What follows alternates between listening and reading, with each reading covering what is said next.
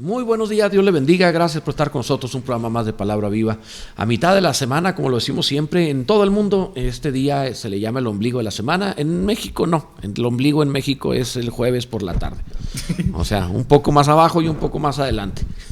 Así es aquí. Entonces, pero gracias por estar con nosotros en este programa. Vamos a estar teniendo un tiempo de divertirnos, pasárnosla bien, darle un buen inicio del día y luego en la mitad del programa estaremos hablando acerca de la palabra del Señor en el libro de los Hechos. Nos encontramos prácticamente terminando el capítulo 9, empezando el capítulo 10. Vale la pena lo que veremos, va a ser enriquecedor. Entonces, acompáñenos. El teléfono en cabina es para que nos envíe un mensaje WhatsApp 614-541-5252. Una vez más, 614-541-5252. De la misma manera, puede escribir un comentario ahí en la página de Facebook donde esté viéndonos y será para nosotros un gozo su comentario. Lástima que es la voz de Alejandro Rodríguez que nos va a leer el comentario, pero gracias de todas maneras por ser parte del programa. Qué padre presentamos nosotros, Alejandro. Como siempre, como debe ser, como se lo merece. Con verdad. Con verdad, siempre con precaución para prevenir a todo el mundo, ¿no? Sí, claro, sí. No hay, aquí no hay engaño, aquí lo decimos tal cual, ¿verdad? Y les decimos, si esto es lo que quiere ver, pues esto es lo que hay, ni modo, ¿verdad? Entonces, no, aquí tal cual. Asustamos gente, sí, con esta cara no queda de otra. Como una vez que alguien decía, ¿y por qué hacen bromas? Pues con esta cara, ¿qué otra cosa me queda? ¿Tiene efemérides, mano? Sí. Ahora fíjese que el 11 de mayo de 1927 fue cuando se fundó la Academia de las Artes y Ciencias Cinematográficas de Hollywood. Okay. Estaba viendo ahí pues, datos interesantes, ¿verdad? Que fue en Los Ángeles en 1927 por un señor que se llama Louis B. Mayer. Luis Meyer. Pues yo realmente no lo conocía, no sabía quién era, pero pues no. Entonces ahí están evaluando 14 ramas de lo que es la industria cinematográfica. Y estaba viendo sobre la estatuilla, que es algo interesante porque lo ponen como un hombre que trae una espada en la mano y está sobre un rollo de película. Y entonces también que tiene 5 radios en la parte de abajo, que los 5 radios significa lo que son actores, guionistas, directores, productores, técnicos, sobre lo que se evalúa ahí en esa estatuilla. Que ya se ha ampliado muchísimo, pero era el original, me imagino. Sí, ahora de eso era lo original, eran 5, pues ahora ya se manejaron hasta 14, entonces que están ampliándolo mucho.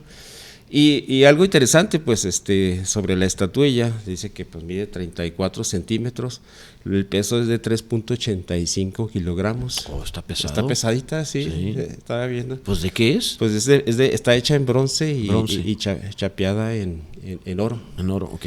Entonces ahí... Lo que ha de costar, ¿no? Me imagino no tanto por el diseño como tal, sino por la fama. Exacto. Esta fue para tal premio, entonces ha de llegar a ser valioso. Pues sí, yo creo que vale más porque a quién se la dieron y todo eso, más que el valor, porque creo que dicen que no la pueden vender, y si la pueden vender, se la pueden vender otra vez a la misma academia, pero por $1. Entonces, o sea, en los Estados Unidos, en este mundo, en el siglo XXI, ¿no se puede vender? Nada, todo se puede vender. No se puede vender, pastor. Todo se puede, hasta coleccionistas se lo compran. Si le venden una, usted rechácela ahí.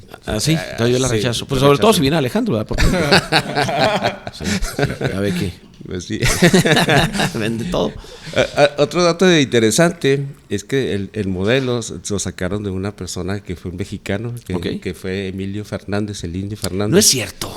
Que de ahí sacaron el modelo porque decían que tenía un cuerpo muy atlético y corpulento. ¿Lindo Fernández tenía un cuerpo atlético? Sí, entonces pues cuando estaba joven, ¿verdad? Sí, me imagino. Entonces y lo ponían y sí se parece mucho a la estatuilla. Sí, yo pensé que se trataba de alguien más que se llamaba Oscar. Honestamente no tenía la menor idea de... No, que Oscar lo sacaron de ahí de un tío de ahí que se llamaba Oscar y de ahí salió el nombre de Oscar, pero... Estos sí son inventos de efemeridades, como le llaman, son puros inventos del hermano Elizondo. O sea, muy raro ahí el asunto. No le creo nada. Si alguien sabe la historia de verdad, comuníquese con nosotros y díganos, porque esto me suena a ciencia ficción. Mitos, a ciencia ficción que se inventa el hermano. Entonces, no, que supuestamente el Indio Fernández tenía una muy amiga que se llamaba Dolores del Río, así se llamaba.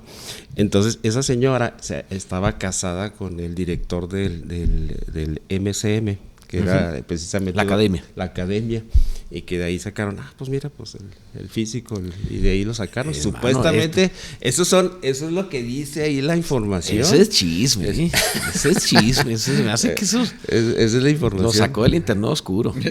Pues ahí es donde sale la información. Bueno, okay. Si alguien sabe la verdad, comuníquese y díganos, porque esto está bien raro. Sí, pero está interesante, ¿no? Está interesante. No, pues sí, lo que nos comenta siempre está interesante. Sí. ¿Qué más tiene? Bueno, también un día como hoy, el 11 de mayo de 1904, nace Salvador Dalí. Okay. Entonces, pues pues lo ponen como el máximo representante del surrealismo. Sí, lo creo. Que es un artista español, que pues fue escritor, pintor, grabador, escenógrafo. Hizo varias cosas, y pues estuvo ya tratando también en el cine un poquito ahí. Ya ve que hay pinturas de él, como los relojes y cosas así, que uno los ve y uno dice, este se drogaba, ¿no? Esto está medio raro. Y algunos hasta en su calidad pareciera como que no es de gran calidad la pintura como tal. Pero luego ve uno otras pinturas, como una serie de Cristos que pintó, que uno dice, caray, la calidad es impresionante. O sea, ¿usted ha visto algunas físicamente de él? No he estado así. He visto reproducciones, pero no he estado con un original. Fotografías y todo. Sí, o litografías, pero un original como tal no. Pero hay algunas obras que en serio son magistrales. Es la que usted había dicho del Cristo que estaba visto por ejemplo, arriba, es ¿no? el Cristo que está así como desprendido de la cruz y que está visto por arriba. Es impresionante, es buenísima. Está realmente, no solo la perspectiva que utilizó, sino todos los detalles que tiene, está espectacular. Es muy, muy buena pintura. Para empezar, es única. Nadie había hecho una pintura en esas características. Es única, es diferente a todo. Es realmente muy buena pintura. Tiene algunas así sorprendentes, y tiene algunas otras que uno dice, se me hace que aquí lo que quería era vender, o sea, sacar rápido. Por ejemplo, ¿usted compraría una de esas de los relojes así derritiéndose? Yo no tengo con qué comprar una de No. Sí. Por decir una litografía o una pintura así. De los relojes, no. De ese así. Pero, por ejemplo, la del Cristo, sí, una litografía. Eso sí. Tendría una de esas, sí. Exacto. La litografía, por supuesto. Pero la de los relojes y esas, pues no tanto. Usted pintó una del Cristo. Pinté una, sí, el rostro. El rostro, ¿no? Pero yo no soy pintor, yo hice eso porque... está muy, muy padre, yo sí la vi. Porque quería hacerlo, ¿verdad? Pero no necesariamente... No estudié, no tengo las técnicas, o sea, yo me he dado cuenta que la inteligencia puede imitar los talentos. Y no, o sea, un hombre inteligente puede hacer cosas como si tuviera los talentos sin tener los talentos. Eso es con observación, con meditando correctamente en cómo lo hicieron, qué fue lo que hizo ahí, puedo hacer algo semejante. Entonces la inteligencia puede imitar los talentos. Y la práctica, ¿no? Desde luego, pero eso es una imitación con inteligencia.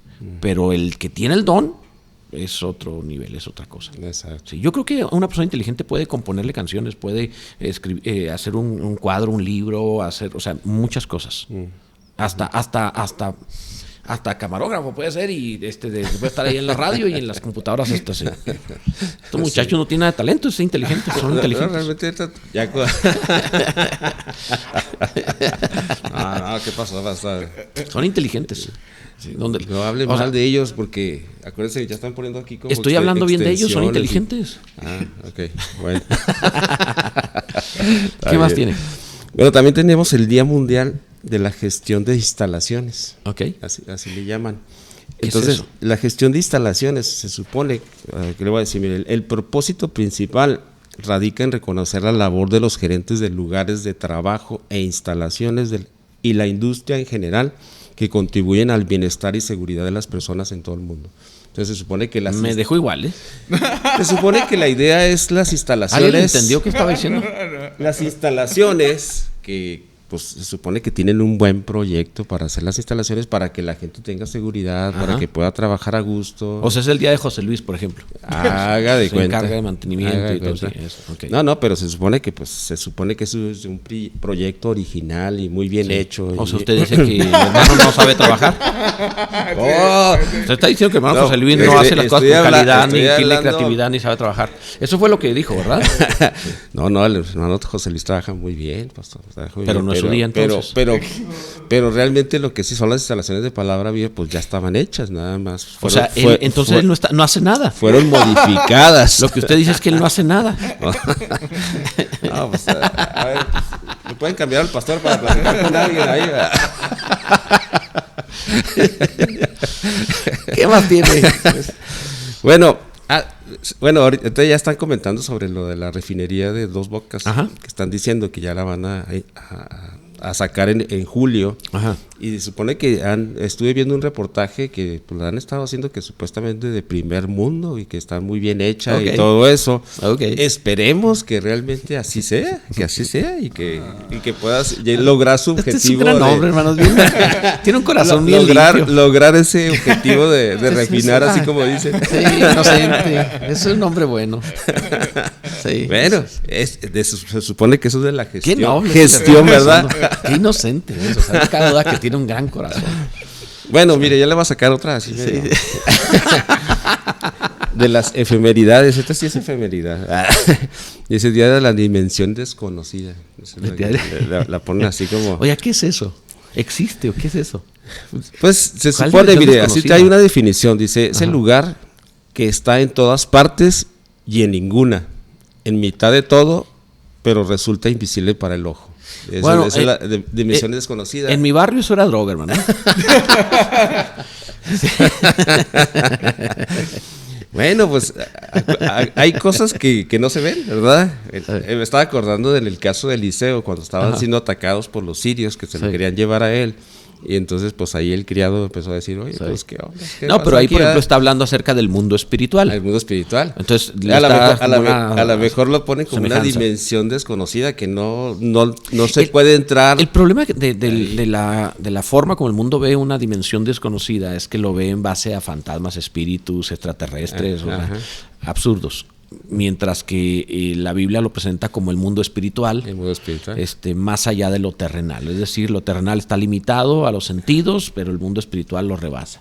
Es lo que yo quería comentar precisamente, que sin embargo esta persona a lo mejor no era creyente, la que decía de la dimensión desconocida. Y lo vieron de otra manera. Pero sin embargo, en su ser tiene un sentimiento que hay algo más, ¿verdad? Sí, que el espíritu. Que existe algo más. Sí. Entonces es el espíritu. Si todo mundo y toda civilización ha tenido en todo tiempo la idea, el sentir de que hay algo más, de que la vida no termina o no es exclusivamente lo que vemos, y es cierto en ese sentido.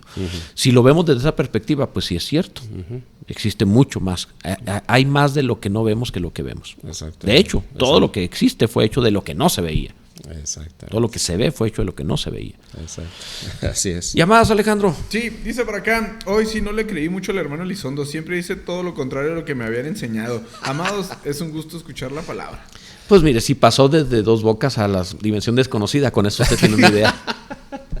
Puede creerlo tanto lo uno como lo otro. Es que es para provocar así, ¿será o no será? Y van y se ponen a estudiar y realmente, sí era o no era. Nada. Exactamente, sí. Es que es lo mismo, sí, Dos Bocas es igual, o sea, es también un proyecto desconocido, la dimensión desconocida también. Sí. ¿Qué más tienes, Alejandro? Dice, si la refinería está como el aeropuerto de Santa Lucía con sus 6 vuelos diarios, no creo que sea el primer mundo. Primer mundo, sí, claro. Sí. Con 3 vuelos al día, ¿verdad? ¿Qué más? Dice, mañana hablará de multiverso, entonces Marvel tiene razón. Ya ve. Mañana le va a traer la biografía a Thanos. ¿Qué más? Dice, decía mañana, pastor, próximamente habrá bautizos en Juárez. Sí, debe haber en junio, pero no le tengo fecha, pero en junio lo vamos a tener. ¿Qué más? Dice, pastor, ¿de casualidad vende sus pinturas o le digo al Alex? No, le digo al Alex. El pastor dice que no, pero pase con Alejandro y ahí se arregla. Sí, no las vendo.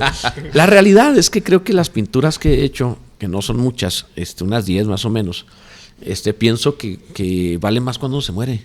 Entonces mejor se las dejo de herencia a mis hijos para el futuro, porque cuando uno menos piense, pues va a valer mucho más. Exacto. Nada más como una ilustración. Fernando, descuelga aquella y me la trae la de León que está aquí. Y como una ilustración de lo que algunas cositas que hicimos. Entonces las estamos guardando para herencia a los hijos en su momento. Y si tráemela para acá y así ya se dan una idea de algunas cositas que estuvimos haciendo en su momento. Pues pásamela porque... Esa fue la primera, ¿no? La que hizo. Primera, sí. Esa fue... Está grande. Sí, está. Pero mira, ahí la puedes... Digo, nomás es la cámara. Esta es una, por ejemplo, que estaba en otro set. Además que se ve el foco ahí. Sí, pero no importa. Está... Le damos hacia adelante para que no se vea tanto el foco. Y esta es una de las que hemos hecho. Está muy padre esa.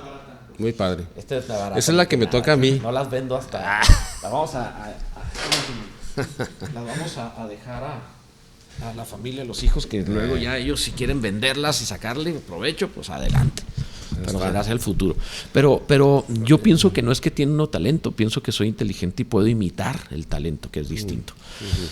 ¿Tienes algún otro mensaje, Alejandro? Sí, dice Dios los siga usando para el bien de todos, Dios los bendiga. Gracias, muchísimas gracias.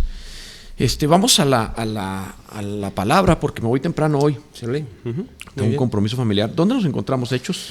Pues no sé si quiera ya que entremos a Hechos 10. Sí, yo creo que sí, hermano, porque ya. Usted se tarda mucho. Entonces, Hechos 10.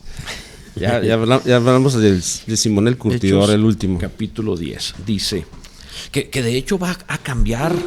El capítulo 10 es básico para entender el cambio de los judíos a los gentiles. Es de suma importancia este capítulo en la Biblia. Exacto. Dice la Escritura: había en Cesarea un hombre llamado Cornelio, centurión de la compañía llamada La Italiana, piadoso y temeroso de Dios con toda su casa, y que hacía muchas limosnas al pueblo y oraba a Dios siempre. Este vio claramente en una visión, como a la hora 9 del día, que un ángel de Dios entraba donde él estaba y le decía: Cornelio. Él, mirándole fijamente, atemorizado, dijo: ¿qué es, Señor? Hasta ahí lo voy a detener, aunque vamos a ver, no lo vamos a ver todo, pero nos da un contexto. Este hombre, Cornelio, que pertenecía a la compañía de soldados La Italiana, en realidad era un español, ni siquiera era italiano. Era de la Itálica. Era de la Itálica, sí. Como las motos. Sí, algo así. Pero era español. Y sin embargo, es la primera mención directa de la conversión de un gentil ya como parte de la obra de la iglesia, porque Jesús había hablado favorablemente a los gentiles. Jesús había dicho cosas que enfurecieron a los judíos, como: en el reino de los cielos vendrán de oriente y de occidente y se sentarán a la mesa con Abraham, Isaac y Jacob. Entonces eso era una grosería. Elías no fue sino a la viuda tal de Zaret. O sea, habló de gentiles. Sí, y estas cosas era, por ejemplo, menciona a Jonás, que estuvo en Nínive, no con los judíos. Sí, y era fuerte, un poco y qué raro que antipatriota. que no entendieran un poco ahí los judíos, porque Dios estaba yendo también a los gentiles desde antes, ¿no? Y le ponía varios ejemplos. Sí, por ejemplo, en Cantar de los Cantares, en el capítulo 1, dice que la sulamita es hermosa como las tiendas de Cedar, y esas tiendas son las tiendas de los árabes. Entonces está diciendo: la hermosura de Israel es como los árabes. O sea, imagínate lo que eso significa en el contexto del pleito árabes y judíos. Entonces la Biblia sí da muchos síntomas antes de que la iglesia se abriese a los gentiles, que el plan de Dios era para los gentiles. Le había dicho a Israel: te he puesto para que seas, para que lleves mi gloria a las naciones. A toda Israel, dijo, a todas las naciones. En el libro de Malaquías. ¿Y qué interpretación le dan los judíos a eso? Pensaban como que los admiraran a ellos, como que ellos eran la gloria y todos vieran que ellos eran la gloria de Dios. No, pero no llevar la para gloria. Que todos fueran el pueblo. Okay. El libro de Malaquías dice: yo tengo, y soy gran rey, dice: yo tengo quien me ofrezca incienso en toda la tierra. O sea, dio muchas señales Dios de que el misterio de Dios, que Pablo dice en Efesios 3, que judíos y gentiles son miembros del mismo cuerpo, ya se había anunciado mucho. Pero los israelitas hicieron una especie de exclusividad de la fe. Nosotros tenemos la palabra, los profetas, tenemos a Dios. Y esto es nuestro. Y las obras para los demás. Sí, los sacerdotes, sacrificios, templos, todo. Todo es nuestro. La ley. Y Pablo sí dice, a los romanos les escribe hablando de Israel y dice: sí, de ellos son las promesas y los pactos y las escrituras y todo, sí, pero era para todos. O sea, por medio de ellos vino para todos, ellos se lo quedaron. Ok, Pedro se encuentra en toda esa celo judío, en toda esa religiosidad judía. No ha salido a los gentiles. Y como no terminaba de salir, aunque Dios le decía que lo hiciera durante 9 capítulos, Dios tiene que ir directo a un gentil llamado Cornelio y decirle, manda a traer a Pedro. Porque no lo va a hacer.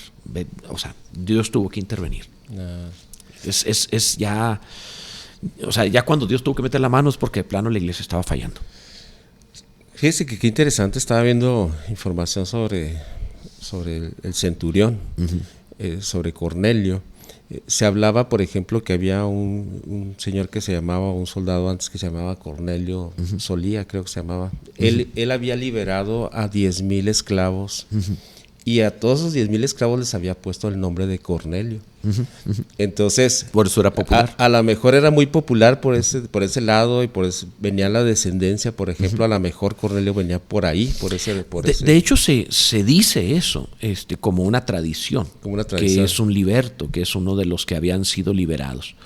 Yo creo que por los años no era, yo creo que por los años era un descendiente. Porque desde que aquel Cornelio liberó 10,000 Cornelios, o les puso Cornelios a 10,000. Sí, creo que fue el 82 antes de Cristo. Sí, entonces ya no checan las fechas. Para este tiempo ya han pasado cerca de 100 años, o no, más de 100 años. Entonces puede ser un nieto de uno de esos Cornelios. O incluso un hijo, pero yo creo que un nieto de uno de esos Cornelios. A lo mejor. Y ahí pues se menciona que él estaba en Cesarea, pero él tenía descendencia de española. Él era español. Sí, entonces puede ser algo, o simplemente se popularizó tanto el nombre que por eso le pusieron Cornelio. Ahora, si hay tradiciones que hablan que fueron libertos, yo no creo que fuera. Yo pienso que podría ser un descendiente o simplemente alguien que copió el nombre. Y luego que quiere decir que también el nombre de Cornelio quiere decir de un cuerno también. Sí. Y luego otra cosa que me llamaba también la atención, que él, sin embargo, estando en Roma, y en Roma tienen alrededor de 200 dioses, que él quería buscar a un solo Dios. Él como que él compaginó mucho con los judíos. Estamos hablando de alguien que es simpatizante del judaísmo.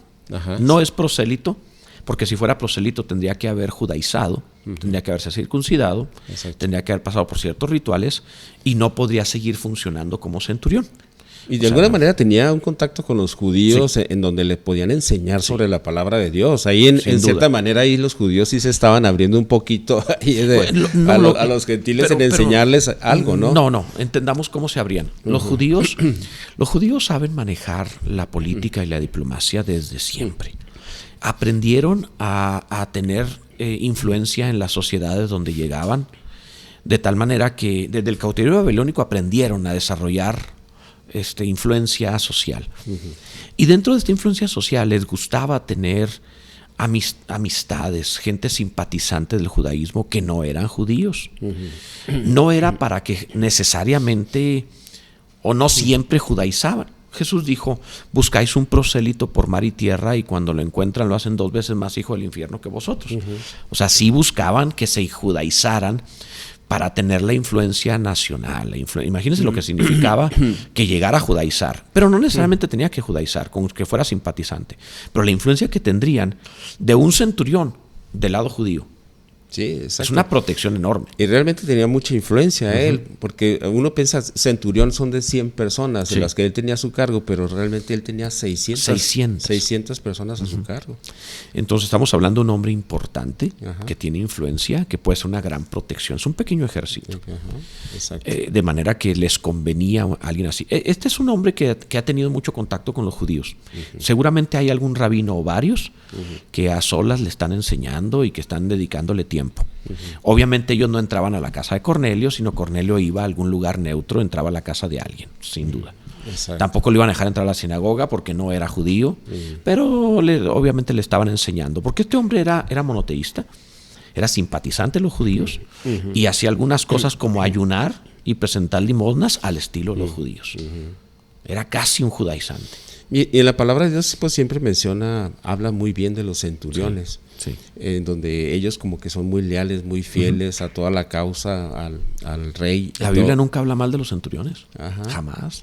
Y sin embargo, como que Cornelio estaba buscando un reino, pero no pues decir, como que le quedaban mal los emperadores o reyes ahí, y sin embargo, pues como que él de alguna manera estaba buscando otro reino, que es el reino de Dios, ¿no? Hay un escritor, un comentarista bíblico llamado William Barclay, el cual hace un comentario del Nuevo Testamento, y en cierto libro menciona al respecto de los centuriones, que los centuriones tenían una reputación muy buena, no solamente para los escritores de la Biblia, sino que tenían una reputación muy buena para llegar a ser centuriones.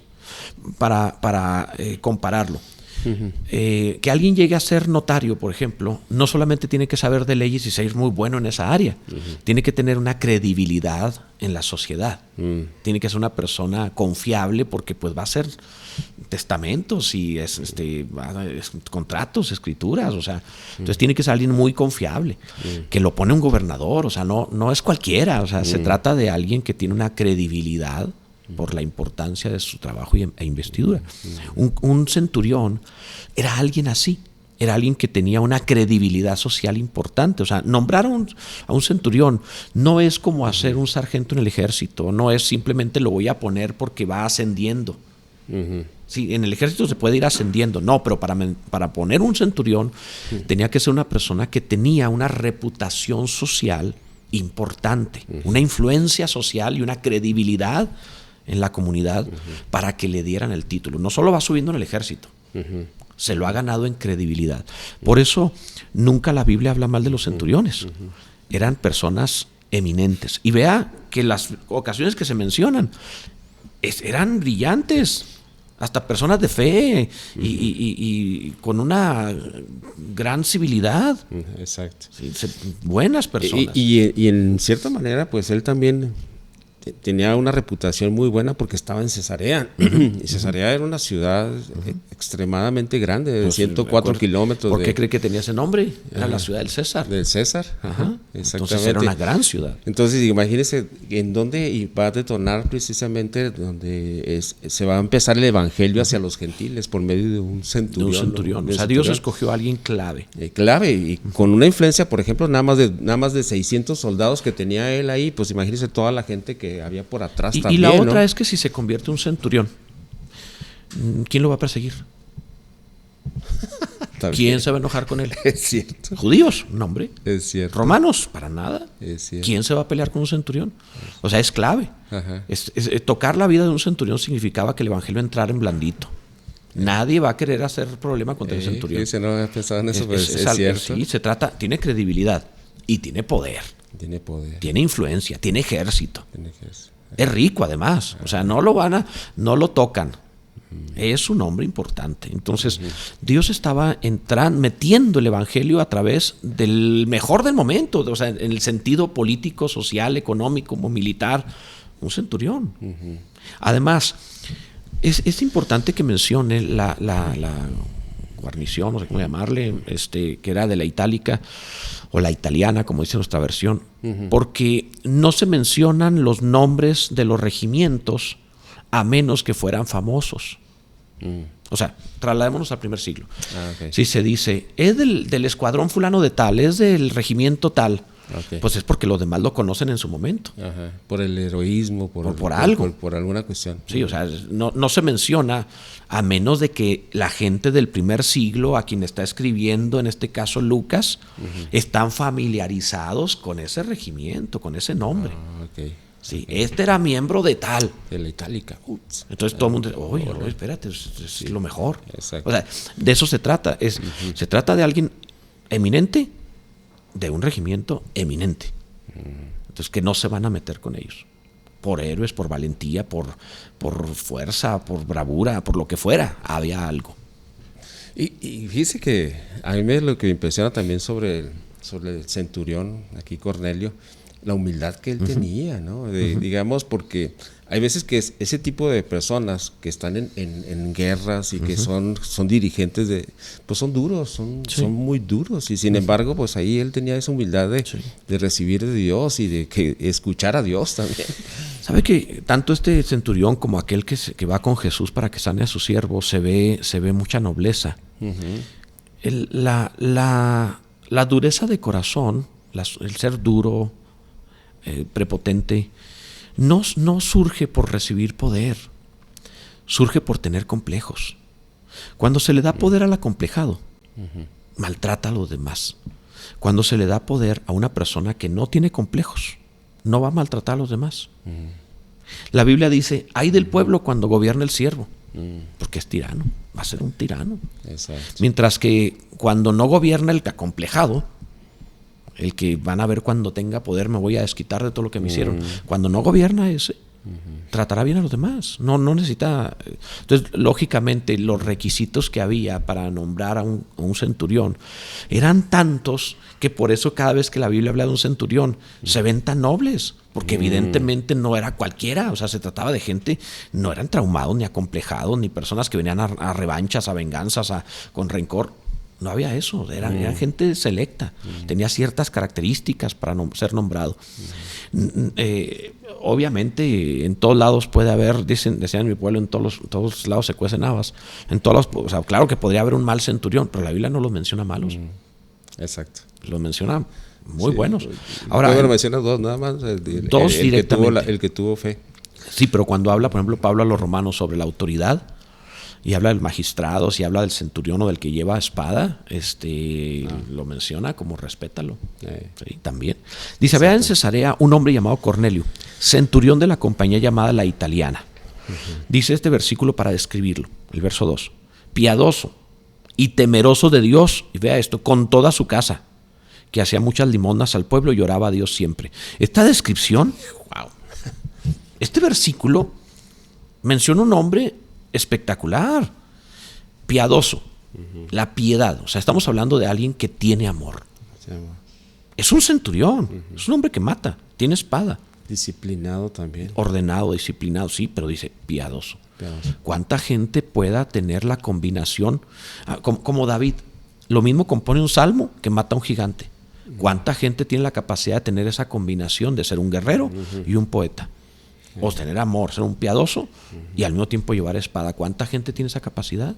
Y esto también me llama mucho la atención porque dice temeroso de Dios con toda su casa. Quiere decir que era líder también de su casa, que no estaba ausente de su casa, sino que a todos los tenía. Una característica de esta clase de conversiones es que aquí era temeroso con toda su casa, pero cuando se convierte, lo vamos a ver más adelante, se convierte toda su casa.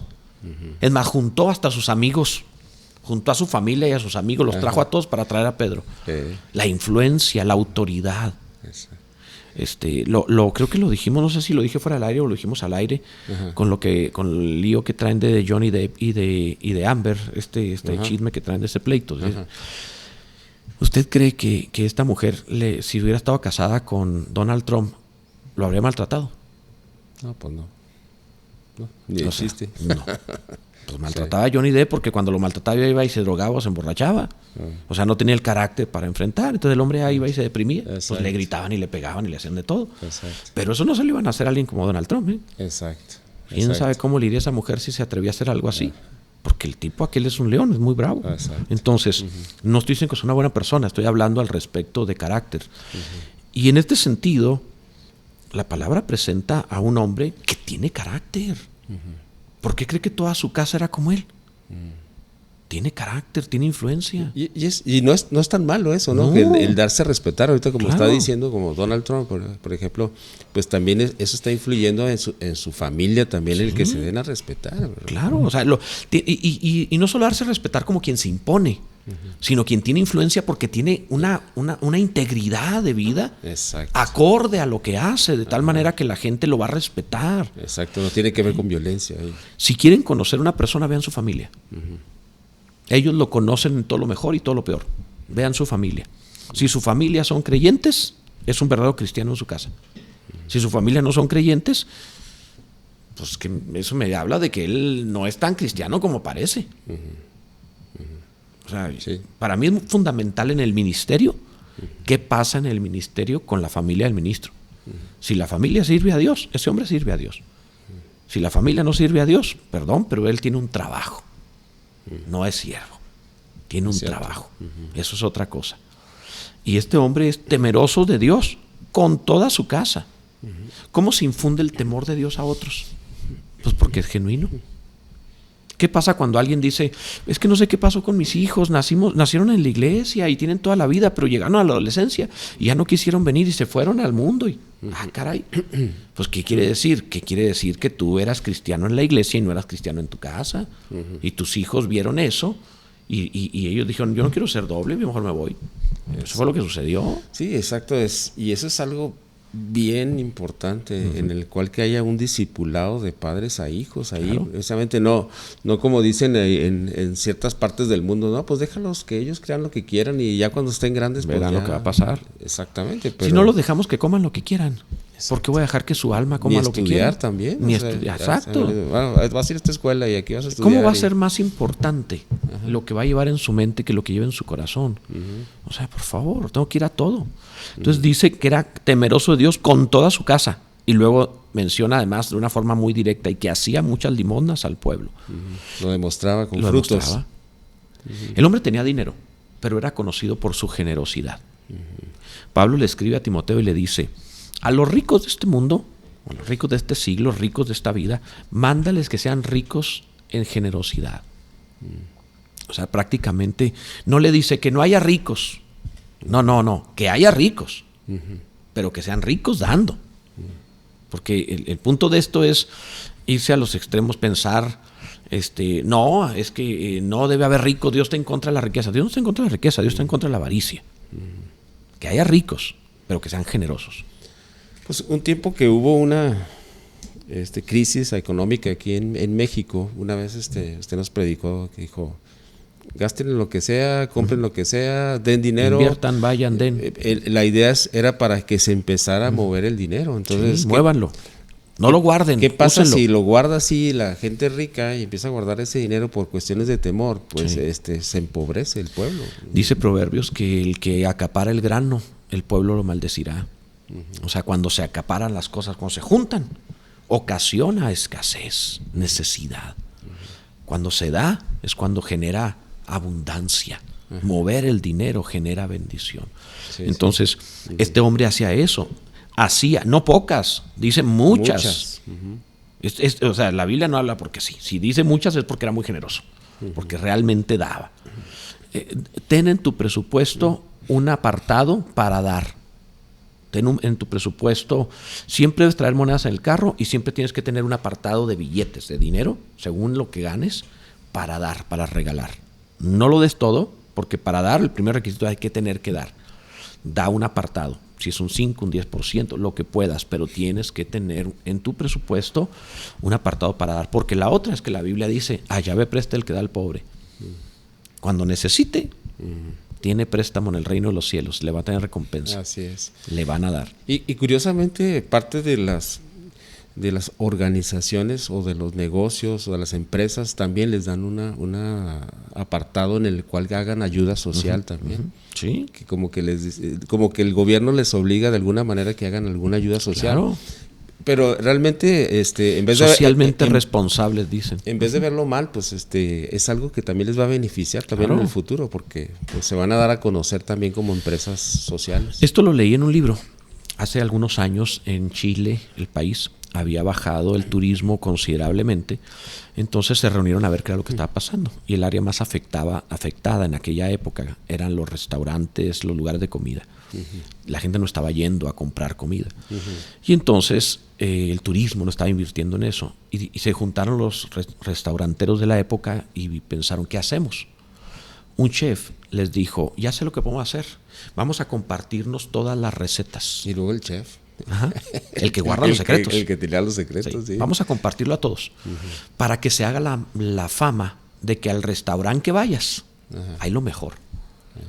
Y todos decían, no, pero ¿cómo voy a dejar los secretos? Vamos a hacerlo. Y le dieron la vuelta a la escasez mediante el soltar, el dar. En este caso, sabiduría. O sea, dando es como se recibe. Acaparando es como se llega a la escasez. La Biblia dice, hay quienes retienen más de lo justo y vienen a pobreza. Guardan, y vienen a pobreza. Fíjese que en el internet, en lo que es el YouTube, hay muchas personas que dan tips y dan enseñanzas y todo ese tipo de cosas. Y entonces están dando, porque pues dices, oye, ¿por qué estás dando esos secretos o porque esa información y todo eso?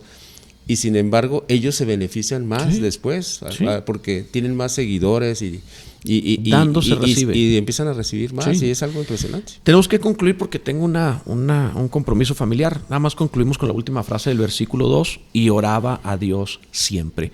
Qué increíble, alguien que no era convertido, no conocía a Jesús, todavía no tenía vida eterna, pero oraba a Dios siempre. Una persona que busca a Dios, no se le va a ir al Señor. Dios se va a encargar de traerle salvación. Exacto. Hasta ahí lo vamos a dejar, si Dios lo concede. Mañana continuamos viendo más acerca de este capítulo 10 del libro de los Hechos. Por lo pronto le dejo con la siguiente reflexión como forma de conclusión. Cornelio no era cristiano, Cornelio no conocía a Jesús y Cornelio no tenía los principios bíblicos correctos, era simpatizante del judaísmo. Pero Cornelio sí tenía un corazón que buscaba a Dios y lo halló, o Dios se dejó encontrar. Busca a Dios. Jesús dijo que el que quiera saber conocerá que la doctrina no es mía sino del que me envió. En otras palabras, todo el que quiere hallar al Señor lo va a hallar. Dios se va a dejar encontrar. Búscalo. Que Dios te bendiga en Cristo Jesús. Amén.